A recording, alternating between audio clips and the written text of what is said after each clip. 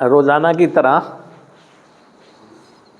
आज भी शुरुआत उसी बात से जो कि रोज़ाना कही जा रही है, वो ये कि हमारा उद्देश्य है, हम सबका उद्देश्य जीवन सुधार है।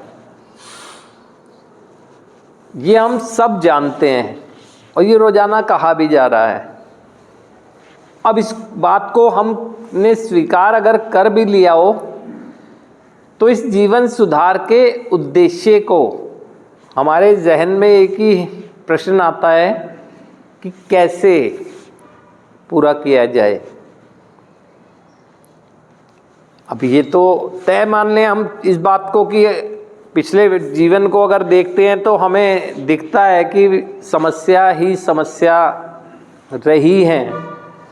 सब कुछ अच्छा होने के बाद भी हम लोगों के पास अच्छी शिक्षा ग्रहण करने के माध्यम भी हैं और कर भी रहे थे, अच्छे बिजनेस भी, अच्छी सर्विस भी, या जो भी कार्य क्षेत्र में हम संलग्न थे सभी चीज़ रही। लेकिन साथ में हमारे एडिक्शन की वजह से अब समस्याग्रस्त क्षेत्र हो गए वो ना, क्योंकि जिसमें भी मैं देखूंगा कि जो ग्रोथ मेरी हो जाने चाहिए थी वो नहीं हो रही है। तो अब यह सवाल ये आता है कि अब कैसे होगा मेरे जीवन का सुधार।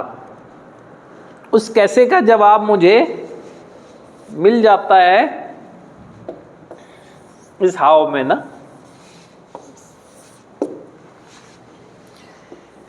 क्योंकि हर सवाल जवाब लेकर आता है। वो बात अलग होती है कि हमारा विवेकी मस्तिष्क ना होने की वजह से हमें कभी कभी पता नहीं लगता जो मिल रहे संकेत होते हैं या जो कही गई बातें होती हैं, उसको हम हेयर एंड नाउ में ना रहने की वजह से कैच करने में असमर्थ होते हैं। तो इसलिए कार्यक्रम का हिस्सा होने के बाद भी कभी कभी हमें सफलता नहीं मिलती है। अब हम यहाँ जितने भी लोग बैठे हैं, हमारे अगर मस्तिष्क में ये सवाल हमें परेशान कर रहा है कि जीवन तो ठीक रखना चाहता हूँ लेकिन कैसे, तो अब उस कैसे में, उस हाव में ही जवाब मिल जाएगा आपको ना। सबसे पहले मैं इस एच को देखूं, ऑनेस्टी, यानी मेरी ईमानदारी।